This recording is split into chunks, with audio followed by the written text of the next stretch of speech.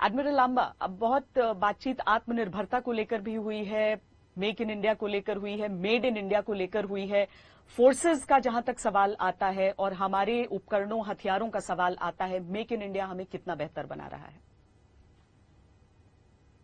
Make in India initiative जैसे navy का तो बहुत पुराना है। 1960 में हमने एक team of officers naval architect England भेजी थी ट्रेनिंग के लिए, और जब से अब तक मोर देन 200 जहाज इंडिया में बन चुके हैं, और आज की तारीख में ओवर 50 शिप्स और सबमरीन जो नेवी के नए बन रहे हैं, सब इंडिया में ही बन रहे हैं, इंडियन शिपयार्ड्स में बन रहे हैं। और जो इंडिविजुअल शिप का जो इंडिजिनस कंटेंट है वो भी अब 90% से ज़्यादा हो गया है। और जो नई इनिशिएटिव्स गवर्नमेंट ऑफ इंडिया ने ली हैं मेक इन इंडिया के बारे में, this will only going to move it forward of having make the defence capability हमारे तीनों सर्विसेज के लिए भारत में ही बनेगी। जनरल मलिक, आज भी बातचीत होनी है चाइना से, रेजोल्यूशन चाहिए सबको। इतने दिनों से सब देख रहे हैं कि छोटे स्तर से लेकर अब हम कमांडर स्तर की बातचीत की बात पर आ चुके हैं। चाइना के साथ किस तरीके से बात उलझती है, क्यों उलझती है? क्या अगर वो ये कह रहे हैं कि हमें मुड़कर वुहान में जो प्रधानमंत्री नरेंद्र मोदी और शी जिनपिंग के बीच बातचीत हुई थी वो गाइडिंग फोर्स है, तो वो अगर गाइडिंग फोर्स है तो जब भी ये दो बड़े नेता मिलते हैं तब क्यों चाइना अचानक एलएसी को इतना एक्टिवेट करता है? देखिए, China has been aggressive all along. वो हमको समझता है कि हम वीक देश हैं पॉलिटिकल डिसीजन मेकिंग में, और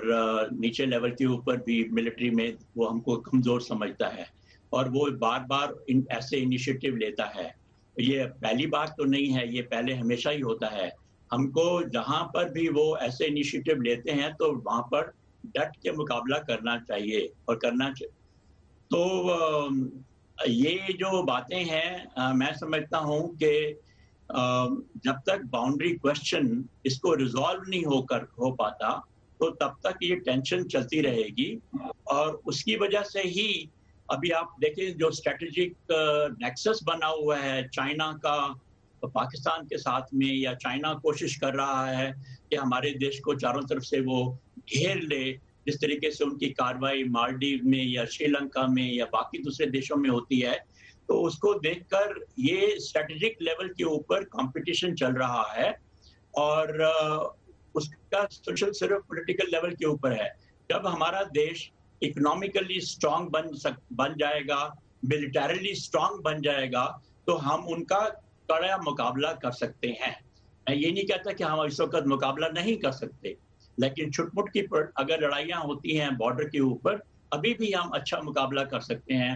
आर्मी और एयरफोर्स मिलके लाइन ऑफ एक्चुअल कंट्रोल के ऊपर। लेकिन बड़ी जो हमारी कंपटीशन है चाइना और इंडिया की, वो तो स्ट्रेटेजिक लेवल के ऊपर है, और वो तभी हम उसका मुकाबला कर सकते हैं जब देश की इकोनॉमी,